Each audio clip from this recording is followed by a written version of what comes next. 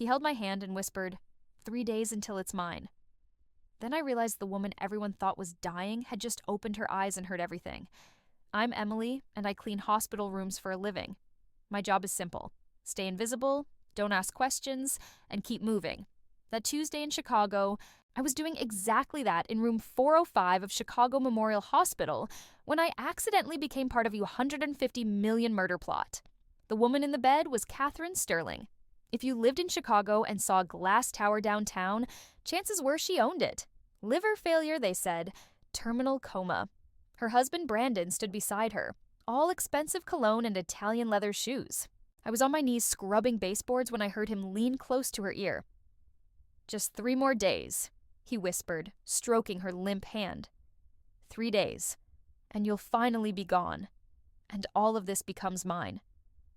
I froze. My heart hammered so loud I was sure he'd hear it. Every drop in that tea was worth it, he continued, his voice dripping with satisfaction.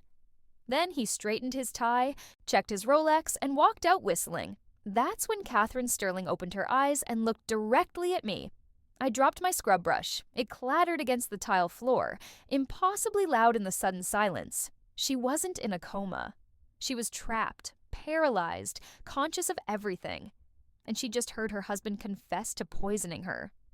You, she rasped, her voice barely human. What's your name? This is a long story about what happened next, and I'll need someone to hear it through to the end. To make sure you catch every twist, you can follow along here. That way, you won't miss what comes next. My hands wouldn't stop shaking. Catherine Sterling, one of the most powerful women in Chicago, was staring at me from her hospital bed with eyes that burned with fury and desperation. Emily? I stammered. My name is Emily, ma'am. Emily. She repeated it like she was carving it into stone. That man just confessed to murdering me. You heard it. I nodded, unable to form words. If I die without changing my will, he wins everything. The buildings, the accounts, the legacy I built from nothing. Her breathing was labored, each word a battle. I need an heir, someone he can't buy off, someone he'd never see coming. I don't understand.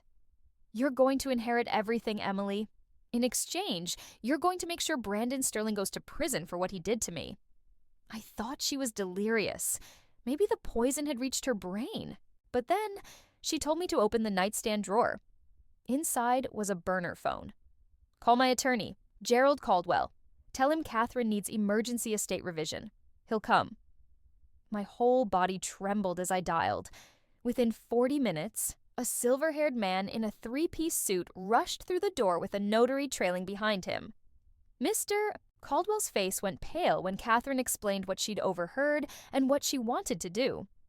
Catherine, are you certain about this? I've never been more certain of anything in my life, Gerald. The papers were spread across the hospital tray table. Catherine Sterling's entire empire, every property, every investment account, every penny of her $150 million fortune was about to be left to a 24-year-old hospital janitor she'd known for less than 2 hours. Sign it, Catherine urged me, before I don't have the strength left.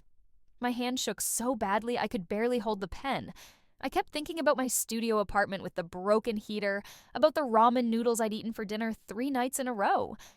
This didn't happen to people like me, but Catherine's eyes held mine. In them, I saw something beyond wealth or power. I saw a woman who'd been betrayed by the person who promised to love her, who'd been slowly poisoned while everyone around her played concerned. She couldn't save herself anymore, but maybe, through me, she could still fight back. I signed my name. Catherine smiled for the first time since I'd met her. Thank you, Emily. Use it well. Make him pay. She died that night at 11:47 p.m. The nurses said it was peaceful. I knew better. She'd used her last hours of consciousness to set a trap her husband would never escape.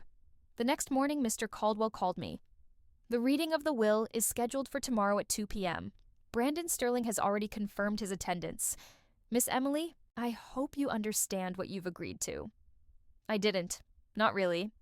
Not until I walked into that law office in downtown Chicago and saw Brandon Sterling sitting there with a woman half his age on his arm, both of them practically radiating smug satisfaction. When Mr. Caldwell read the words, I hereby leave my entire estate to Emily Robinson, employee of Chicago Memorial Hospital. The silence in that mahogany-paneled room could have shattered glass. Brandon's face went from tan to red to an alarming shade of purple. Who the hell is Emily Robinson? I raised my hand from the back of the room. That would be me. What happened next would haunt my nightmares for months. Brandon Sterling exploded out of his chair like a bomb had gone off. This is insane. She was incompetent, delusional. That cleaning woman manipulated a dying, confused old lady. Mrs. Sterling was of sound mind, Mr. Caldwell replied calmly. I have psychiatric evaluations from 2 independent doctors confirming her mental capacity at the time of signing. She also left something for you, Mr. Sterling. He slid a sealed envelope across the desk. Brandon tore it open with shaking hands. I watched his face drain of color as he read Catherine's words. I'd learn later what it said. I heard everything, Brandon. I know what you did. I hope my janitor bankrupts you before she sends you to prison. I'll contest this, Brandon shouted. I'll tie this up in court for years. You'll spend every penny just trying to keep what you stole from me. Jessica, his mistress, grabbed his arm. Brandon, maybe we should... Shut up! He rounded on her so fast she flinched. Then he turned back to me, and I saw something in his eyes that made my blood run cold. It wasn't just anger, it was calculation. You have no idea what you've gotten yourself into, little girl, he stormed out, Jessica scrambling after him in her designer heels. Mr. Caldwell waited until the door slammed before speaking. Miss Emily, I must be frank with you. Brandon Sterling is a dangerous man. Catherine suspected he'd been planning her murder for at least 6 months. We have evidence, but not enough yet for criminal charges. He will come after you. I know. My voice sounded steadier than I felt. Catherine anticipated this. She set aside funds specifically for your security and legal protection. I've already arranged for a team. That night, I moved out of my Southside studio into a secure apartment Catherine had owned in River North. 2 former police officers became my constant shadows.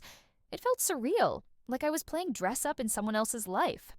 But it wasn't a game. On day 3, a black SUV followed me for 6 blocks. On day 5, someone tried to access my bank accounts. On day 7, I found a dead rat on my doorstep with a note, "You're next." Brandon's legal challenge came fast. His lawyers argued Catherine had been coerced, that I'd exploited a vulnerable dying woman, that the will should be thrown out entirely. But Catherine had been thorough. Mr. Caldwell presented her medical records, the video testimony she'd recorded hours before death, and her personal diary documenting months of suspicion about Brandon's behavior. Still, Brandon had expensive lawyers and powerful friends.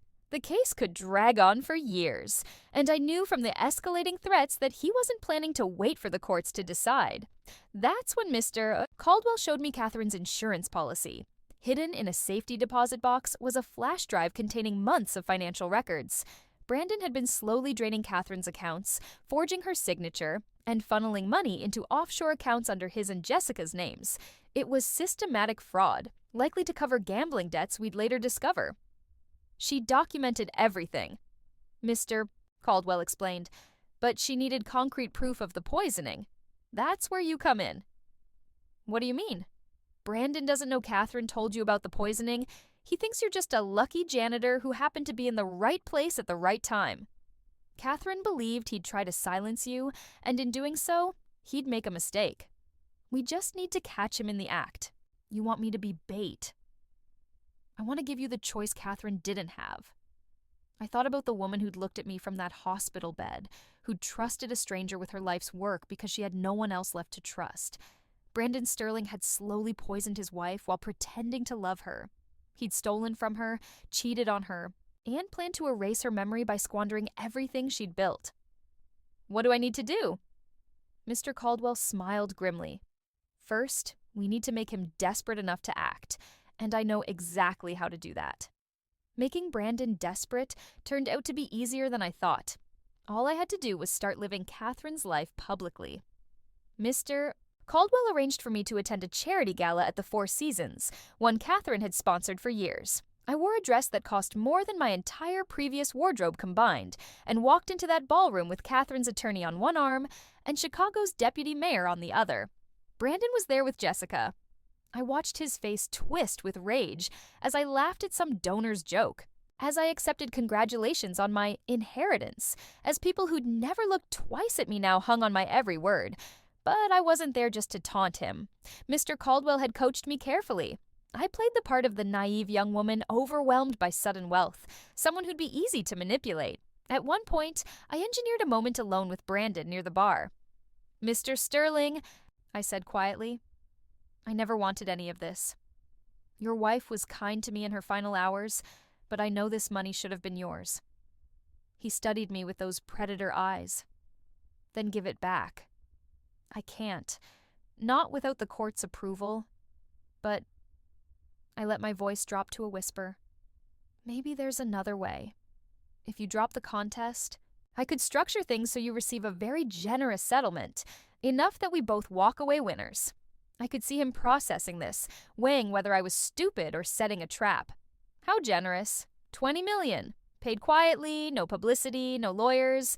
You'd have to sign papers agreeing never to challenge Catherine's will again, but you'd walk away wealthy and free to live your life." His eyes gleamed. I'd need to see the actual terms. "Of course. My team will send them to your attorney next week." He nodded slowly. "Maybe Catherine was right about you after all. Maybe you're smarter than you look." I smiled and walked away, every nerve in my body screaming. Mr. Caldwell materialized at my elbow. "He took the bait," I murmured. "Phase 2 begins tomorrow." Moa, what Brandon didn't know was that there would never be a settlement. The offer was designed to do two things: make him drop his legal guard and give him a reason to stop the deal permanently by getting rid of me. Over the next 2 weeks, I followed a carefully choreographed routine. I visited Catherine's properties with minimal security, always at predictable times. I jogged alone in Lincoln Park early in the mornings. I created patterns, vulnerabilities, opportunities. And I waited. The first attempt came on a Tuesday morning. A car jumped the curb during my jog, missing me by inches only because my security team yanked me back at the last second. The car sped away. No plates, no witnesses except my guards. That was a warning. My head of security, Marcus, growled. "Next time won't be." "Good," I said. "That means we're close." The second attempt was more sophisticated. Someone hacked the security system in my building and disabled the cameras. If Marcus hadn't insisted on his own backup surveillance, they would have succeeded. We caught footage of a man in maintenance coveralls picking my door lock at 3 a.m. When Marcus confronted him, the man fled down the fire escape. "This is escalating too fast," Mr. Caldwell warned. "We need to move up the timeline." "Then let's end it." Catherine's plan had always led to this moment. We sent Brandon's attorney the final settlement papers, but with one change. Instead of $20 million, the offer dropped to $10 million, with a clause stating the funds would be released after a face-to-face meeting to sign. Brandon's response came within hours. He agreed, but insisted the meeting happen somewhere private, away from lawyers and cameras. He suggested an abandoned warehouse near the docks in South Chicago, a property he claimed to own through a shell company. "He's going to kill you there," Marcus said flatly. "I know. And you still want to go." Catherine Sterling died knowing her husband poisoned her and couldn't do anything to stop him. I'm not dying. But Brandon Sterling is going to confess to murder in that warehouse, and he's going to do it while the Chicago Police Department listens to every word. The warehouse was exactly the kind of place where someone could make a person disappear. Rusted metal, broken windows, pools of stagnant water reflecting the gray Chicago sky. I arrived at dusk with Marcus and one other guard, exactly as agreed. Brandon was already there, standing near the center of the vast empty space. Jessica wasn't with him. Neither was his lawyer, just Brandon and two men I didn't recognize, both with the look of people who'd done terrible things for money before. "You came," Brandon said, smiling that predator smile. "I want this over with," I replied, grateful my voice didn't shake. "Me too." He took a step closer. "You know, Catherine always had a soft spot for strays. I guess you were her last one. The papers are ready. Sign them and you get your money. About that." Brandon's smile widened. "I've been thinking, $10 million isn't really fair compensation for what you took from me, and I've realized something else. There's no reason to split Catherine's fortune at all when I can just have all of it. The will is ironclad. Wills can be challenged by the primary heir if the alternative heir is deceased." He nodded to the two men. who started moving toward me. Tragic accident. Young woman in over her head, meeting with a desperate man in a dangerous part of town. These things happen. Marcus and my other guard moved to intercept, but Brandon's men drew guns. "Let's not make this messier than it has to be," Brandon said. "Your security can't save you now, Emily. You should have stayed invisible." This was the moment, the confession we needed, but Brandon was too smart to admit to Catherine's murder without pressure, so I gave him what he wanted. My fear. "Please," I whispered. "I'll sign everything over. Just let me live. You know I can't do that." He walked closer, close enough that I could smell his expensive cologne mixed with nervous sweat. Catherine was weak. She built an empire but was too stupid to see I was taking it piece by piece. And when I finally got tired of waiting, when I started putting that arsenic in her tea every morning, she didn't even notice. My hidden microphone caught every word. "You poisoned her," I breathed, "for 6 months, slowly, carefully, in doses small enough that the doctors thought it was liver failure. She trusted me right until the end. God, she was pathetic. And now you'll do the same to me? Oh no." He pulled a gun from his jacket. "You get a much faster exit. I don't have time for slow poisons anymore, but don't worry. Jessica and I will spend your money well." The warehouse doors exploded inward. "Chicago PD, drop your weapons!" Brandon's face went slack with shock as a dozen officers swarmed in, weapons drawn. His hired men dropped their guns immediately. Brandon stood frozen, the pistol still in his hand, as Detective Sarah Chen walked up to him with handcuffs. "Brandon Sterling, you're under arrest for the attempted murder of Emily Robinson and the murder of Catherine Sterling. You have the right to remain silent." I pulled the microphone wire from under my jacket and held it up. "Every word, Brandon. We have every single word." The look on his face when he realized he'd been trapped was almost worth everything that came before it. Almost. The trial was a media sensation. "Poisoned heiress uses janitor to trap murderous husband" was the story that captivated Chicago for months. But the headlines didn't capture what it was really like to sit in that courtroom day after day, listening to forensic experts detail how Brandon had slowly killed the woman who'd loved him. The prosecution built their case methodically. They had the audio recording from the warehouse. They had Catherine's diary, documenting months of symptoms she'd attributed to illness: the nausea, the fatigue, the tremors. They had the tea tin from Brandon's office, still containing trace amounts of arsenic. They had financial records showing Brandon had purchased industrial-grade arsenic from a supplier in Indiana using a fake name and a shell company. But the most damning evidence came from Catherine's medical records. After her death, Mr. Caldwell had ordered a private autopsy. The pathologist found arsenic levels consistent with chronic poisoning, accumulated over months. The liver failure that killed her wasn't natural. It was murder. Brandon's defense tried to paint him as a devoted husband, and me as an opportunistic manipulator who'd manufactured evidence. They suggested Catherine had been paranoid and delusional, that the recording was somehow fabricated. Then the prosecution played the full audio from the warehouse. 12 minutes of Brandon Sterling bragging about poisoning his wife, describing the dosages, the timeline, his satisfaction at watching her slowly die while everyone believed it was natural. The jury deliberated for 4 hours. Guilty on all counts: first-degree murder, attempted murder, and fraud. When the judge sentenced him to life without parole, Brandon finally looked at me. There was no rage in his eyes anymore, just hollow disbelief that he'd been beaten by someone he'd considered beneath his notice. Jessica testified against him in exchange for immunity. Turns out she'd known about the poisoning, but hadn't participated. She'd just been waiting for her payday. When Brandon went to prison, she tried to claim Catherine's jewelry as gifts. We fought that too, and won. Jessica disappeared after that, probably to find another wealthy man to attach herself to. Watching Brandon Sterling be led away in handcuffs should have felt like victory. And it did. But it also felt like Catherine should have been there to see it. She died believing her husband would inherit everything, that her life's work would be wasted by the man who'd killed her. She never got to know she'd won. But I knew, and I'd made sure everyone else did too. With Brandon in prison and the will's validity confirmed, I officially inherited the Sterling Empire.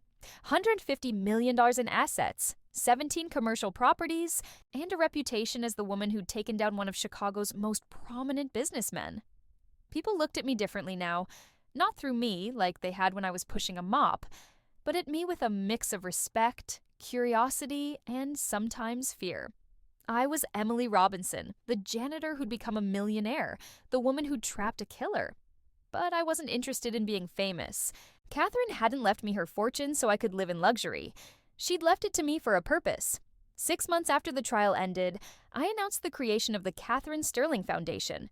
Its mission, providing legal support and resources to abuse victims, particularly women in situations where they couldn't fight back alone.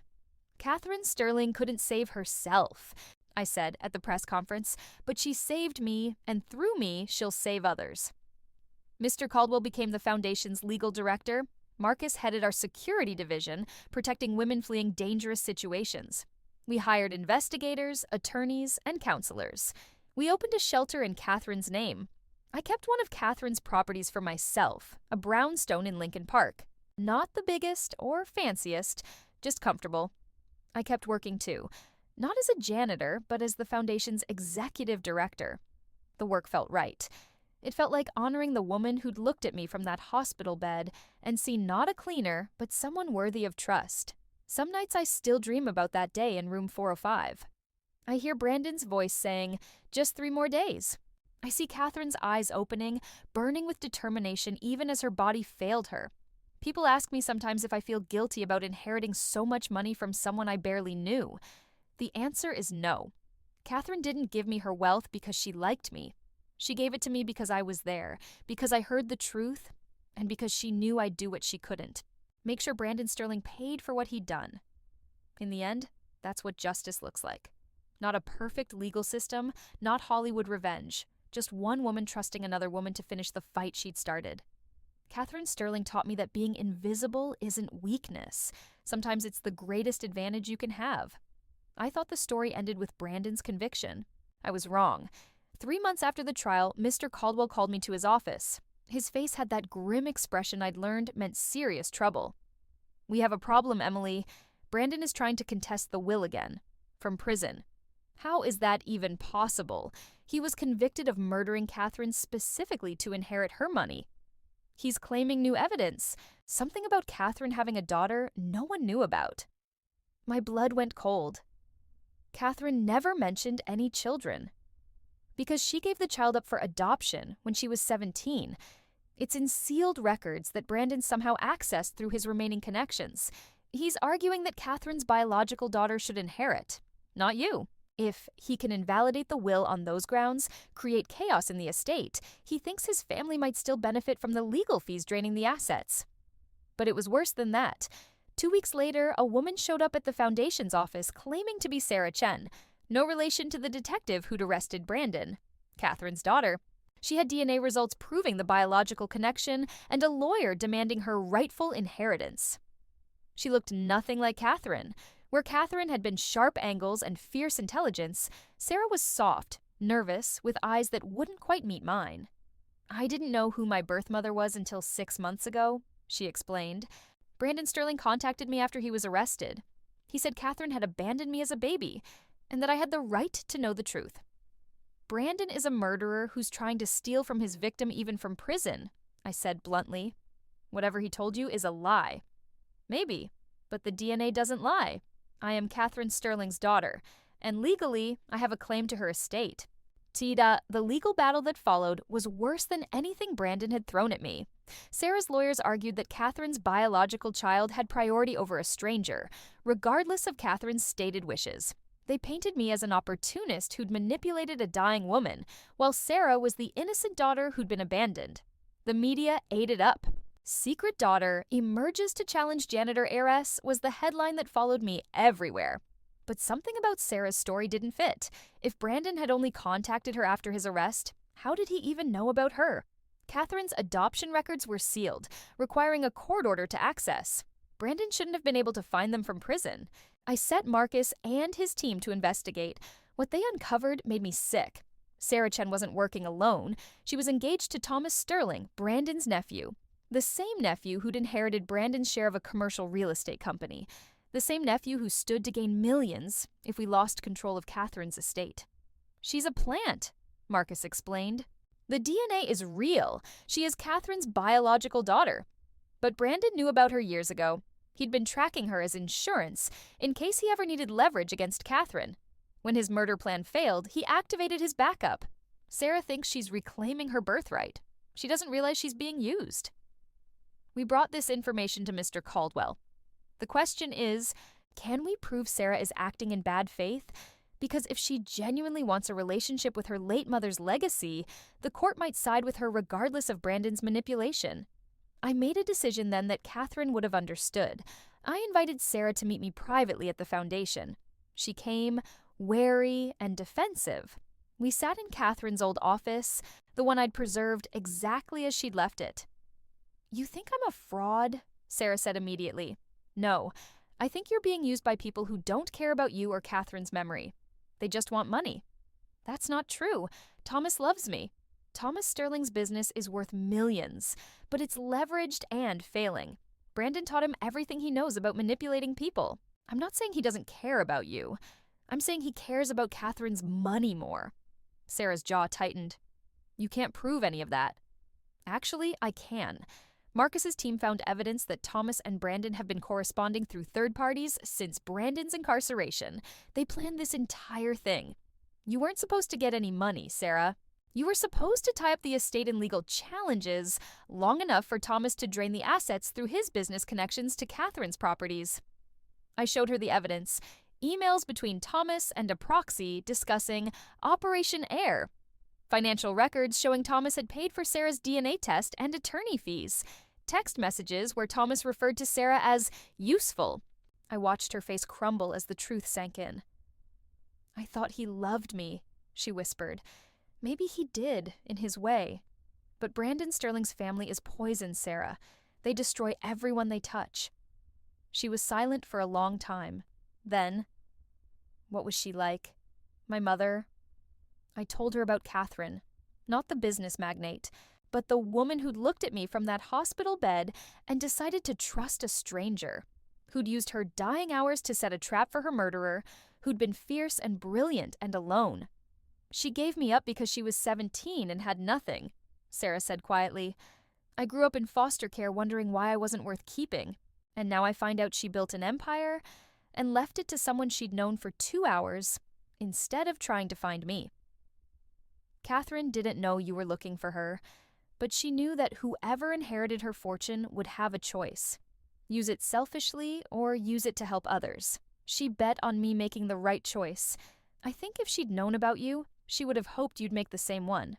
"What are you saying?" "I'm saying that Catherine's foundation helps abuse victims. Women who have nothing, who are trapped, who need someone to believe them. Women like Catherine was at 17 when she gave birth to you. Women like I was before she changed my life." I met Sarah's eyes. "I'm offering you a place on the foundation's board. You're Catherine's daughter. You have every right to be part of her legacy. But it has to be about continuing her work, not cashing out." Sarah stared at me. "You'd give me that? After I tried to take everything from you?" "You didn't try. Brandon and Thomas did. You were just their tool. But you don't have to be anymore." She chose us. Sarah filed legal papers withdrawing her inheritance claim and ending her relationship with Thomas. She joined the foundation board and eventually became our director of foster care initiatives, using her own experience to help kids in the system. Thomas Sterling tried to sue, claiming Sarah had been coerced, but Sarah stood up in court and told the truth about his manipulation. His business collapsed within a year. Last I heard, he'd left Chicago entirely. Brandon sent letters from prison, furious that his final plan had failed. I never opened them. Eventually, they stopped coming. 2 years after Catherine's death, I received a package from her attorney. Inside was a letter in Catherine's handwriting, dated the day before she died. "Emily, if you're reading this, it means you survived Brandon. It means you used my fortune not for yourself but for the purpose I intended. It means I chose correctly. I want you to know why I picked you. It wasn't random. It wasn't just because you were there. 6 months before I died, I hired a private investigator to look into everyone who worked at the hospital. I was already suspicious of Brandon. I knew my time was limited. I needed to know who around me could be trusted. Your background check revealed something that made me pause. You grew up in foster care. You aged out of the system at 18 with nothing. You put yourself through a semester of community college before running out of money. You worked 3 jobs just to afford that studio apartment in Southside. And despite having every reason to be bitter and angry at the world, every person interviewed said you were kind, honest, and impossibly hardworking. When I realized Brandon was poisoning me, I knew I couldn't save myself. The poison had progressed too far. But I could choose who came after me. I could choose someone who understood what it meant to have nothing and fight for everything. Someone who wouldn't take the easy path of selling off my assets and living in luxury. I picked you because you reminded me of myself at 24, before I built my empire, before I forgot what mattered. Brandon underestimated you because you cleaned floors. He thought wealth and power came from money and status. But real power comes from knowing who you are when you have nothing. That's something you can never lose. And something he never had. Thank you for finishing this, Emily. Thank you for making sure my death meant something. Catherine. I sat in my office for a long time after reading that letter. Outside, the foundation was bustling with activity. Sarah was leading a training session for new advocates. Marcus was coordinating security for 3 women relocating to escape abusive situations. Mr. Caldwell was filing motions for clients who couldn't afford attorneys. Catherine had known. She'd chosen me not because I happened to be in the room, but because she'd researched me and decided I was worthy of her trust. That weight settled over my shoulders differently than before. My phone rang. It was Marcus. Emily, we've got a situation. Woman walked into the shelter an hour ago. Says her husband is a federal prosecutor who's been abusing her for years. No one will believe her because of who he is. She's terrified. I'll be right there. I grabbed my coat and Catherine's letter. Before leaving, I looked at the framed photo on my desk. Catherine Sterling at the opening of her first building. Young and fierce and unstoppable. I hope I'm making you proud, I whispered. Then I went to help another woman who needed someone to believe her. 4 years have passed since that Tuesday morning in room 405. I'm 28 now, and my life barely resembles the one I had when I was scrubbing hospital floors. The Catherine Sterling Foundation has grown beyond anything I imagined. We've helped over 2,000 women escape abusive situations, provided legal support in 500 cases, and opened 3 more shelters across Illinois. Sarah runs our foster care program, helping kids who aged out of the system like we both did. Marcus trains security personnel in trauma-informed protection. Mr.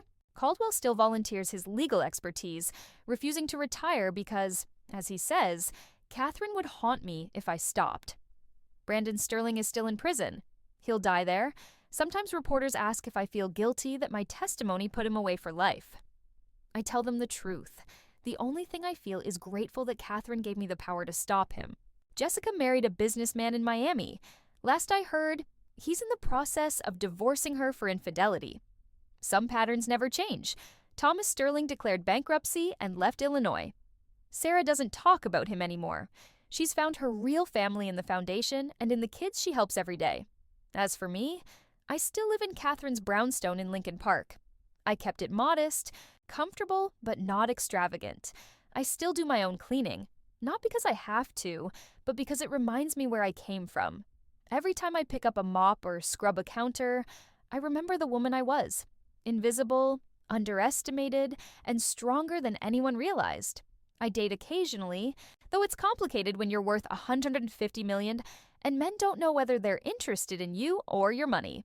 I've learned to spot the Brandon Sterlings of the world pretty quickly now. The warning signs Catherine never saw, I recognize immediately. Last week, a woman called our hotline. She was whispering, terrified her husband would hear. She told me he'd been stealing from her accounts, that she thought he was planning something worse. She said no one would believe her because her husband was so charming, so successful, so respected. I believe you, I told her, and I'm going to help you stop him. We're building her case now, gathering evidence, documenting everything, preparing to expose him the same way Catherine exposed Brandon through me. This woman won't die wondering if justice will ever come. She'll live to see it. That's Catherine's real legacy, not the buildings with her name on them or the fortune she accumulated. It's the lives she saved by trusting a janitor who heard the truth and refused to stay silent. People ask me sometimes what I learned from all of this. The answer is simple. Being underestimated is only a weakness if you believe it. Brandon looked at me and saw someone so far beneath him that I couldn't possibly threaten him. That blindness became his downfall. Catherine looked at me and saw someone who'd survived with nothing, someone who understood that the only way to fight monsters is to be smarter than they are. She gave me the tools to finish her fight, and I did. But more than that, she taught me that justice isn't about revenge. It's about making sure the next person doesn't suffer what you did. Every woman we help at the foundation, every case we win, every abuser we expose, that's Catherine's victory over Brandon, repeated again and again. I visit her grave sometimes in Oakwood Cemetery. The headstone is simple. Catherine Ann Sterling, 1972-2024, builder of dreams. I leave flowers and tell her about the foundation, about Sarah, about the women we've helped. I like to think she knows. Sometimes I wonder what would have happened if I'd been cleaning a different room that day. If I'd been on a different floor when Brandon made his confession. Would Catherine have found another way to fight back? Would Brandon have gotten away with murder? But those questions don't matter anymore. What matters is what happened. What we built from that moment of trust between a dying woman and a janitor she'd known for 2 hours. Brandon once told me I should have stayed invisible. He was wrong. I was never invisible to the people who mattered. Catherine saw me. The women we help see me. The foundation staff who work beside me see me. And most importantly, I see myself. Not as a victim or a janitor or even an heiress. Just as Emily Robinson, someone who was given a chance to make a difference and took it. If you're watching this from somewhere, listening to my story, maybe you're in a situation where you feel powerless. Maybe someone is stealing from you, hurting you, counting on you being too scared or too weak to fight back. I want you to know something. They're wrong about you, just like Brandon was wrong about me and Catherine. The fact that you're surviving, that you're still here, means you're already stronger than they think. And if you need help, we're here. The Catherine Sterling Foundation exists because one woman refused to let her death be meaningless. We exist to make sure yours isn't either. To everyone who's followed this journey, thank you for listening. Thank you for believing that a janitor from Southside Chicago could become something more. Thank you for supporting the foundation and the work we do, and wherever you're hearing this from, whether it's New York or Los Angeles, Seattle or Miami or anywhere in between, leave a comment letting me know your city. I want to know how far Catherine's story has traveled. I want to know how many people understand that justice is possible, even when it seems impossible. If this story moved you, if it made you think differently about the people you might overlook every day, subscribe to follow more stories like this one. Because Catherine's story isn't unique. It's happening right now. To women everywhere, and they need us to believe them. Thank you for being part of Catherine's legacy. Thank you for helping me honor the woman who saw me when I was invisible and trusted me to finish what she started. Her fight became mine, and now maybe it's become yours too.